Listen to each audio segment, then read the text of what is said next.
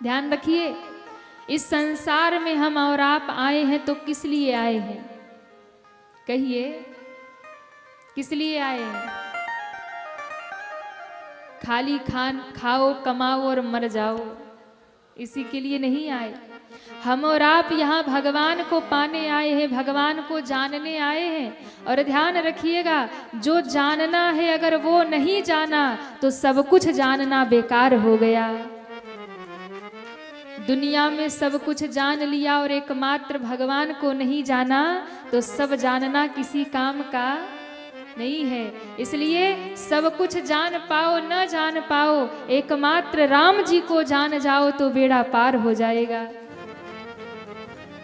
सब जान के ही क्या किया, जो जानना है वो जाना ही नहीं। एक बार क्या हुआ, बड़े ध्यान से सुनिएगा। एक बार एक बहुत पढ़ा लिखा व्यक्ति, बढ़िया ज्ञानवान व्यक्ति पहुंचा नदी के किनारे और नैया में बैठा। और ज्ञान, कई लोगों को ज्ञान का बड़ा अभिमान होता है कि अरे हम तो बड़े ज्ञानी हैं, बड़ा घमंड होता है। अब पढ़े लिखे लोगों को थोड़ा तो ज्ञान आता है तो थोड़ा अभिमान तो आ जाता है ना। थोड़ा आदमी पढ़ लिख जाए, एजुकेटेड हो जाए तो थोड़ा तो एटीट्यूड आ ही जाता है। हाँ, तो ऐसा ही था, बैठा नैया में, बेचारा मल्लाह नाव चला रहा।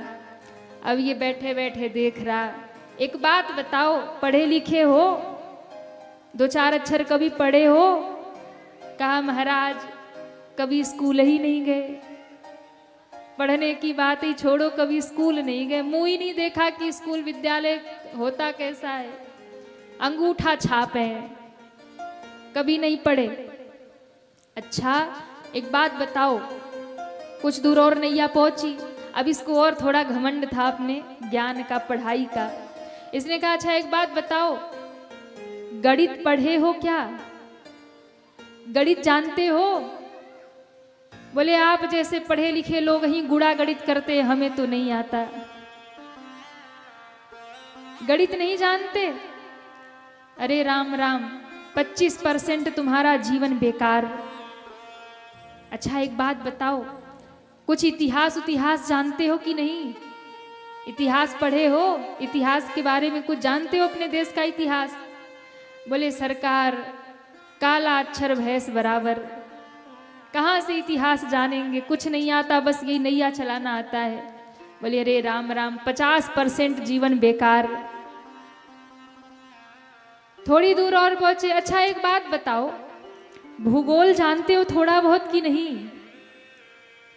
इसने कहा भूगोल आज तक नाम ही नहीं सुना, बस एक ही गोल जानते हैं, नैया को उस पार से इस पार और इस पार से उस पार, इसके सिवा कोई भूगोल उगोल नहीं जानते।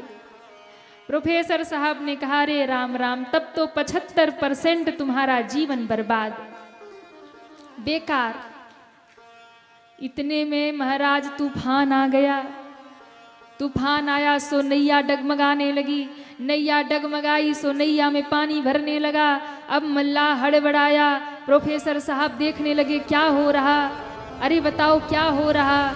मल्लाह ने कहा महाराज आपने हमसे बहुत प्रश्न किया, अब हम आपसे एक प्रश्न कर ले। बोले हाँ, एक बात बताओ, आपको तैरना आता है कि नहीं? तैरना आता है? बोले महाराज पढ़ाई लिखाई तो बहुत की, पर तैरना नहीं आता। नैया चलाने वाले ने कहा कि सब पढ़ के, सब सीख कर, सब जान करके क्या किया, जब तुम्हें तैरना ही नहीं आता तो तुम्हारी तो 100% जिंदगी बेकार। इतना कहकर पानी में कूद गया और नाविक तो निकल गया तैर करके, ये बेचारे डूब मरे। तो भैया समझ में आया आप लोगों को हम क्या कहना चाह रहे? दुनिया में आकर के भूगोल जाना न जाना, इतिहास जाना न जाना, गणित अंग्रेजी जाना न जाना, पर इस दुनिया को जाना न जाना, पर इस दुनिया में जिसको जानने आए हो अगर उसको जान लिया तो नैया 100% बेड़ा पार है, जीवन आपका सफल है। और उसको ही नहीं जाना तो सब जानना बेकार है। तो दुनिया में किस लिए आए हो? जिसके लिए आए हो उसको जान लो, बाकी कुछ जानो या न जानो। तो भाई जिसे जानने आए हो उसे जान लो, और उसको जानना है, अपने जीवन को बदलना है, जीवन सफल करना है तो 4 काम जीवन में जरूर करिए। कितने काम बता दे कि रहने दे? बता दे। नित्य अपने जीवन में ये 4 काम कर लो, आपके घर में धन की वर्षा हो जाएगी, आपका जीवन बदल जाएगा। और ध्यान रखना, आपका जीवन बदल जाएगा अगर ये 4 काम आपने जीवन में अपना लिया तो। क्या करे 4 काम? पहला काम, जप करिए। क्या करिए? जप करिए। किसी भी देवी देवता का, जिसे भी आप मानते हो, जिसकी भी आप भक्ति करते हो, उस देवता के नाम का जाप करिए, जप करिए। जप के बिना आपकी उपासना पूर्ण नहीं होती है। जप के बिना आपका भजन, आपका पूजन पूरा नहीं होता है। तो किसी गुरु से मंत्र ले लीजिए और उस परमात्मा का, जिस भगवान को आप मानते हो, राम को, कृष्ण को, शिव को, दुर्गा को, देवी को, जिसको भी मानते, उनके नाम का जप करो। जप से क्या होगा? आपका अंतःकरण शुद्ध होता है। अंतःकरण, चतुष्टय अंतःकरण, 4 प्रकार के मन होते हैं। आपका अंतःकरण, मन, बुद्धि, चित्त और अहंकार, इन 4 से मन बना है। तो आपका अंतःकरण शुद्ध होता है। जैसे राख से बर्तन साफ करने पर उस बर्तन की मलिनता साफ हो जाती है, मैला कुचला सब समाप्त हो जाता है, वैसे ही जप करने से आपका मन साफ हो जाता है, आपका मन स्वच्छ हो जाता है। जप वो साबुन है जो आत्मा रूपी, मन रूपी, हृदय रूपी कपड़े को साफ कर देता है, स्वच्छ कर देता है। राम नाम के साबुन से जो मन का मैल छुड़ाएगा, अपने मन के मंदिर में वो राम का दर्शन पाएगा। तो राम नाम के साबुन से, कृष्ण नाम के साबुन से मन का मैल, मन का कपड़ा साफ होता है। दुनिया के साबुन से ये तन का कपड़ा साफ होगा, पर भगवान के नाम से मन का कपड़ा साफ होगा और चमक जाएगा। दूसरा काम करिए, तप। जीवन में तप यानी उपवास। महीने में कोई न कोई एक व्रत करिए। 15 दिन पे, 1 हफ्ते में या 1 महीने में एक व्रत जरूर करिए। ये व्रत क्या है? यही तप है, तपस्या है, उपवास ही तप है आज के समय में। और उस उपवास को नियम पूर्वक करिए। आज तो एकादशी है। कौन कौन एकादशी है? वाह, इन व्रतियों के लिए ताली बजा दो भाई। एकादशी का व्रत करो तो नियम भी पालन किया करो, क्योंकि यही तपस्या है, यही तप है, उपवास ही तप है। केवल अन्न को छोड़ना ही व्रत नहीं है। आपके चित्त में आपके इष्ट का, आपके प्रभु का ध्यान होना चाहिए। आपका मन भगवान के चरणों में लगा रहे, तब ही आपका व्रत पूरा होता है। केवल ये मत सोचो कि रोटी नहीं खा रहे तो व्रत हो गया। नहीं, व्रत के साथ साथ अपने प्रभु का चिंतन करो, प्रभु का ध्यान करो, तभी आपका व्रत सफल है। अपने इष्ट को अपने ध्यान में रखिए। तीसरा काम करिए, ध्यान करिए। ध्यान करने का मतलब, ध्यान करने का मतलब आंख बंद करके ध्यान में नहीं बैठना है, समाधि नहीं लगाना है, इतना समय भी नहीं है। ध्यान करने का मतलब जिस भी भगवान को आप मानते हो, जिस भी इष्ट को आप मानते हो, उनकी लीला का चिंतन करिए। आप राम जी को मानते हैं तो राम जी की कथा का, लीला का चिंतन करिए मन ही मन। दुनिया का काम करते रहिए, घर परिवार का काम करते रहिए, गाय को चारा डालते रहिए, खेत में काम करते रहिए, घर में बुहारी लगाते रहिए। मन ही मन राम जी का स्मरण करिए, उनकी लीला को याद करिए। मेरे राम जी कितने दयालु हैं, शबरी के बेर भी खा लेते हैं, कितने कृपालु हैं, केवट से चरण भी धुला लेते हैं। कृष्ण को मानते हैं तो उन्हें याद करिए, भगवान कितने नटखट हैं, माखन चुरा चुरा के खाते हैं, उनकी लीला का चिंतन करिए, यही ध्यान है। महादेव को मानते हैं तो याद करिए शिव कितने भोले हैं। बाबा जहर पी जाते हैं और दूसरों को अमृत दे देते हैं। लीला का चिंतन ये क्या है? ध्यान। आज कलयुग का समय वो नहीं है कि आंख बंद करके कोई बैठेगा महाराज महीनों तक आंख बंद करके बोले ध्यान में बैठे हैं, 1-2 मिनट भी ध्यान नहीं लग पाएगा। कलयुग का समय है, आंख बंद करके ध्यान लगा के बैठोगे तब तक पड़ोसी दिमाग में आ जाएगा। हाँ, 2 मिनट पूजा करने बैठते तब तो सारी दुनिया ही याद आ जाती है, ध्यान करने बैठेंगे तो महाराज क्या क्या याद आएगा। तो क्या करें? जप करें, तप करें, ध्यान करें। जप इष्ट देव का सुमिरन, तप व्रत उपवास और ध्यान, अपने प्रभु के लीला का चिंतन करिए। कथा में जो सुनते हैं भगवान की लीला उसका चिंतन करिए। और ये तीनों करने के बाद अगर संगत गलत का पकड़ लिया तो तीनों बर्बाद।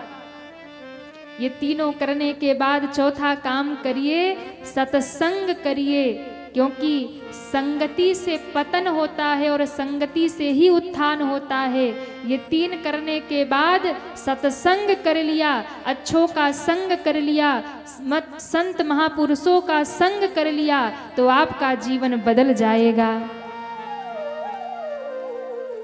इतना ही अगर कर लिया तो अपने आसपास के लोगों को ध्यान से देखो कि वो आपको आपके लक्ष्य की ओर ले जा रहे हैं कि लक्ष्य के पीछे खींच रहे हैं। गलत के साथ रहने से अच्छा है कि आप अकेले रहो। महापुरुषों का संग करो, महापुरुषों की वाणी सुनो, अच्छी पुस्तकें पढ़ो, धार्मिक पुस्तकें पढ़ो और सत्संग करो। संत महापुरुषों का संग करो, उनके विचारों की, महापुरुषों के विचारों की संगति करना ही सत्संग है। क्योंकि ध्यान देना, ये हमारी बुद्धि लोहे के समान है। कैसी है? कहिए। लोहे के समान है। लोहा जब पानी की संगति करता है तो उसमें जंग लग जाती है, और लोहा जब आग की संगति करता है तो वह शुद्ध होकर के किसी भी आकार में ढल जाता है।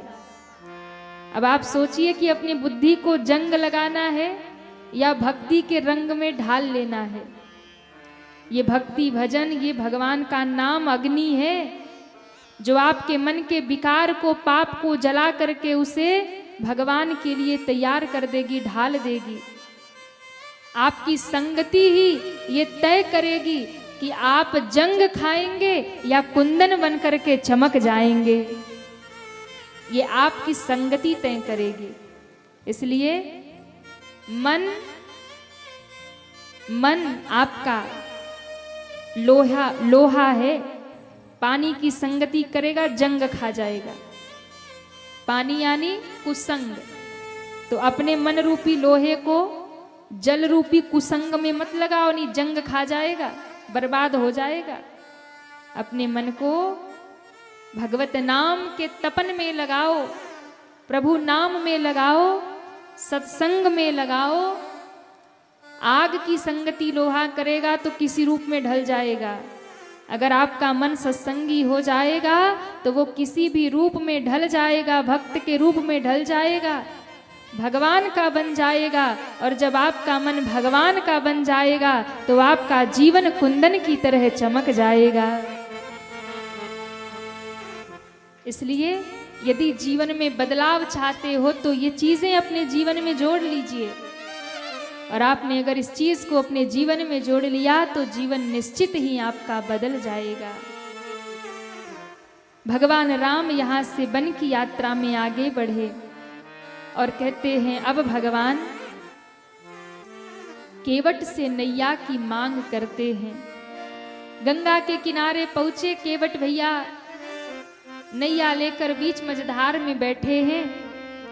और मेरे राम जी ने केवट भैया को आवाज लगाया, मांगी नावन केवट आना, मांगी नावन केवट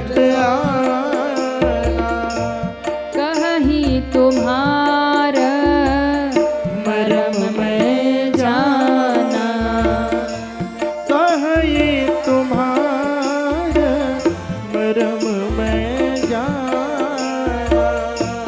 कहीं तुम्हार मरम मैं जाना। कहे तुम्हार मरम मैं जाना। छुअत सिला भई नारी सुहाई। छुअत शिला भई नारी सुहाई। छुअत शिला भई नारी सुहाई। छुअत शिला भई नारी सुहाई। पाहन तेन काठ कठिनाई। पाहन तेन काठ कठिनाई। काठ कठिनाई। काठ कठिनाई। काठ कठिनाई। काठ कठिनाई। कहते हैं जैसे ही भगवान आए, भगवान ने केवट भैया से नाव मांगी। मांगी नाव राम जी ने मांगा। अब आप सोचिए कि जगत को देने वाला दाता, जो दुनिया को, जिसके सामने दुनिया मांगती है, वो राम जी क्या कर रहे हैं? केवट से नैया मांग रहे हैं। सुनकर अटपटा लगता है कि नहीं? लगता है ना? क्यों? राम जी को कोई मांगने की जरूरत है? राम जी तो आदेश करे तो भैया उनके लिए तो इंद्रासन, इंद्र से, स्वर्ग से इंद्र अपना विमान लेकर आ जाए। राम जी एक संकेत कर दे। लेकिन मेरे राम जी की विनम्रता देखो, राम जी मांग रहे हैं। जिन राम जी के सामने ब्रह्मा जी मांगते हैं, शंकर जी मांगते हैं, जिन राम जी के सामने सारी दुनिया मांगती है, वो राम जी केवट से नैया मांग रहे हैं। क्यों? दाता एक राम जी, भिखारी सारी दुनिया। देव एक राम जी, पुजारी सारी दुनिया। राम जी एक देवता है, बाकी सब दुनिया मांगने वाली है। देने वाले राम जी हैं। लेकिन वो राम जी केवट से क्यों मांगे? विचार करिएगा। आप लोग बताइए, राम जी केवट से क्यों मांगे? अच्छा, मांग नहीं सकते उनसे, उनको आदेश भी कर सकते थे ना कि अरे केवट भैया नैया लाओ, हमें पार जाना है। आदेश दे देते हो केवट नैया ले आओ, या लक्ष्मण जी से कह देते लक्ष्मण नैया मंगाओ। राम जी ने खुद क्यों मांगा? कहिए, नहीं पता? राम जी ने क्यों मांगा? क्योंकि केवट भक्त है। केवट कौन है? भक्त है। और भक्त, उनके जीवन में गंगा जैसी भक्ति है। केवट कहाँ रहते? बोले गंगा के तट पे रहते हैं। और गंगा को मानस में भक्ति कहा गया है। गंगा कौन है? राम भगति जहाँ सुर सरी धारा। राम भगति जहाँ सुर सरी धारा। राम भगति जहाँ सुर सरी धारा। राम भगति जहाँ सुर सरी धारा। सरसहि ब्रह्मा विचार प्रसारा। सरसहि ब्रह्मा विचार प्रसारा। श्री राम जय राम। जय जय राम। श्री राम जय राम। जय जय राम। श्री राम जय राम। जय जय राम। श्री राम जय राम। जय जय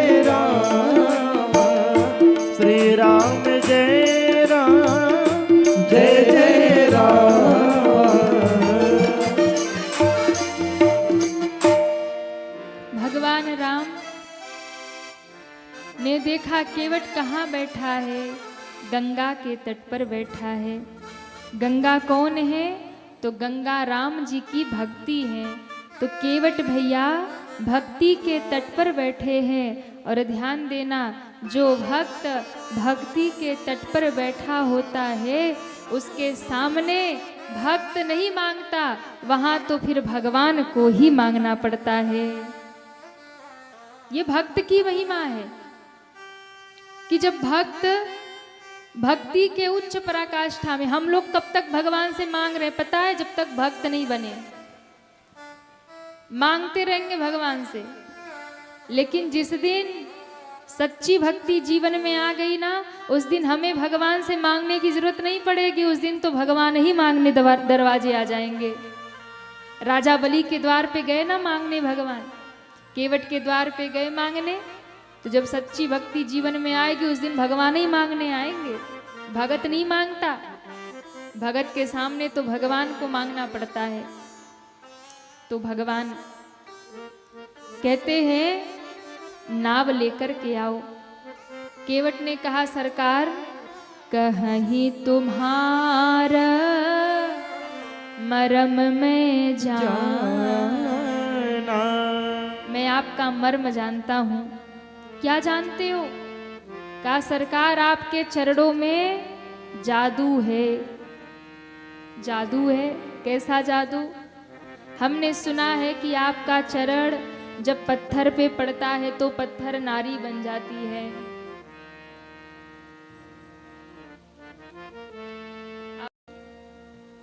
राम जी ने कहा क्या मर्म जानते हो?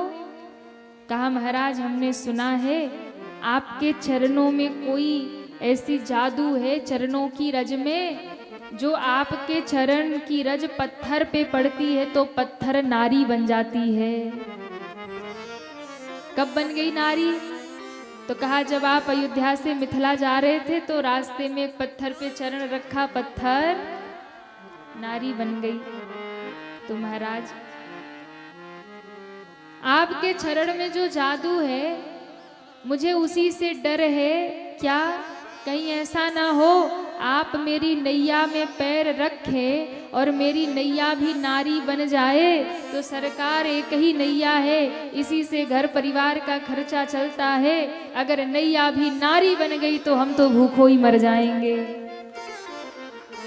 छुअत शिला भई नारी सुहाई। छुअत शिला भई नारी सुहाई।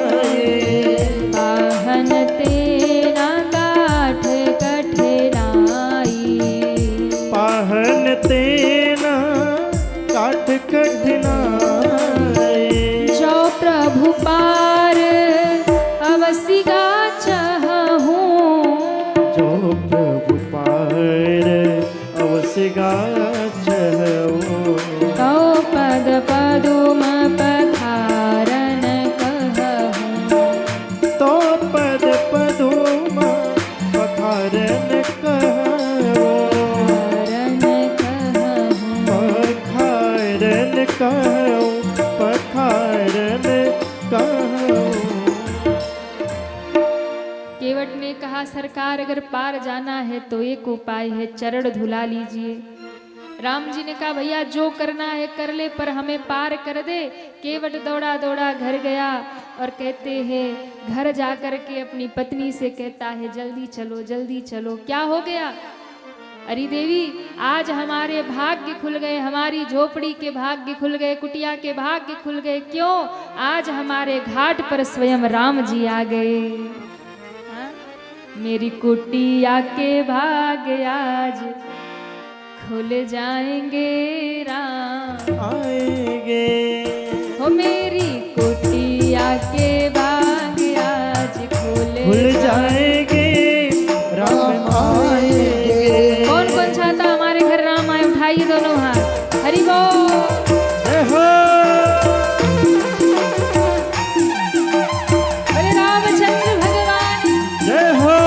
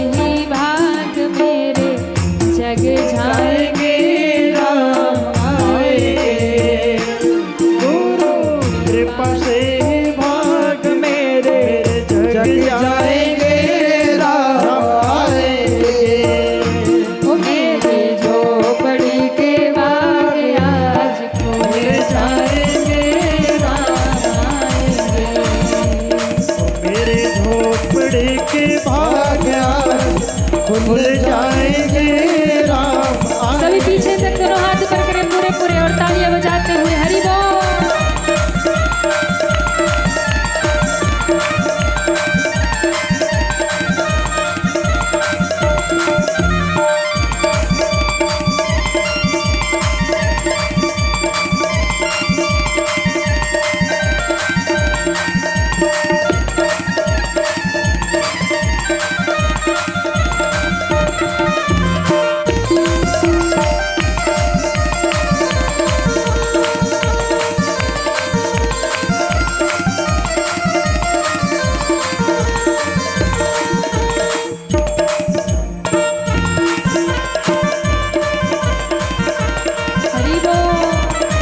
जय हो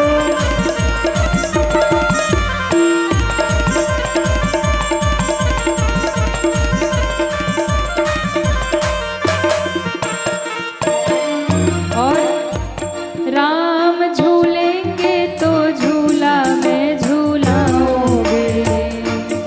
राम झूलेंगे तो झूला मैं झूलाओगे। राम झूलेंगे तो झूला में झूलाओगे। राम झूलेंगे तो झूला मैं झूलाओगे। मीठे मीठे गीत गा के मैं सुनाऊंगी। मीठे मीठे गीत गा के मैं सुनाऊंगी। वो मीठे मीठे गीत गा के मैं सुनाऊंगी। मीठे मीठे गीत गा के मैं सुनाऊंगी। वो मेरी जिंदगी के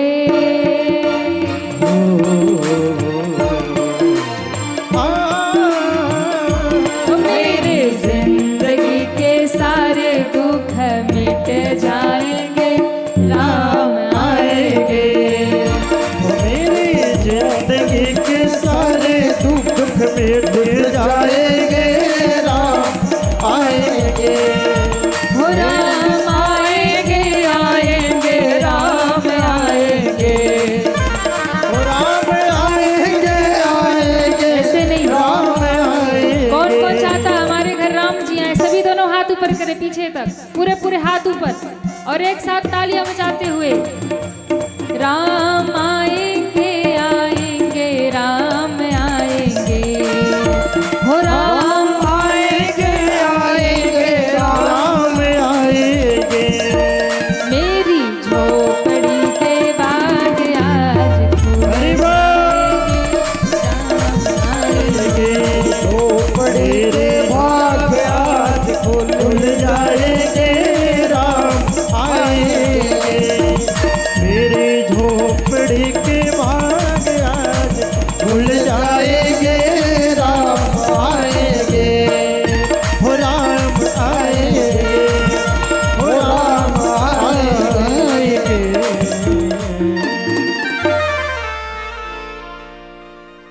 राम आएंगे आएंगे राम आएंगे। किसको किसको बुलाना है? राम जी को उठाए पूरे हाथ।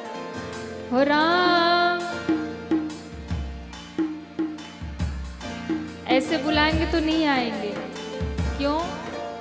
बिना भाव से बुलाने पे भगवान नहीं आते। बिना भाव के तो मार्केट में सब्जी नहीं मिलती, तो राम जी इतने सस्ते हैं जो मिल जाएंगे। उठाइए पूरे हाथ। हो राम आएंगे हो राम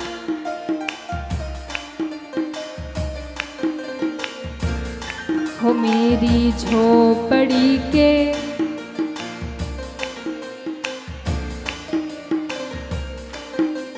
अच्छा सारे लोग तो व्रत नहीं है, फिर इतने धीरे क्यों गा रहे?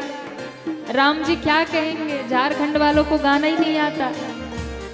सबको देख रहे हैं बैठे बैठे राम जी, पीछे दिख रहे हैं ना, सबके ऊपर नजर है राम जी की। उठाइए पूरे पूरे हाथ। जो जितने प्रेम से गाएगा उसी के घर जाएंगे। हो मेरी झोपड़ी के राम पीछे वालों की आवाज धीरे आ रही, इतनी और जोर से गाइए, और इधर के लोग भी। मेरी झोपड़ी के जय हो राम आएंगे तो अंगना सजाऊंगी हो राम। अब लग रहा कि कथा हो रही है। पूरे पूरे हाथ उठाइए सभी और एक साथ तालियां बजाते हुए।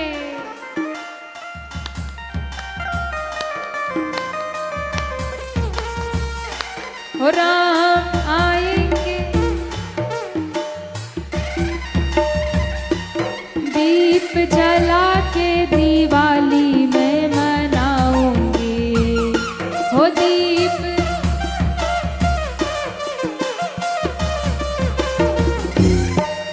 मेरे जन्मों के सारे दुख मिट जाएंगे राम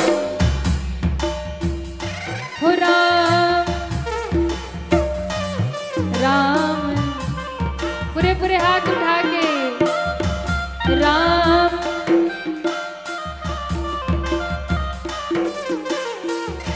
हो मेरी झोपड़ी के भाग आज खुल जाएंगे राम आएंगे।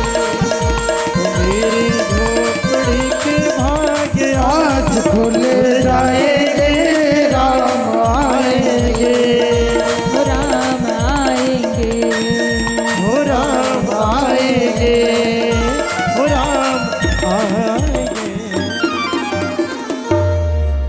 बोलिए रामचंद्र भगवान की जय हो।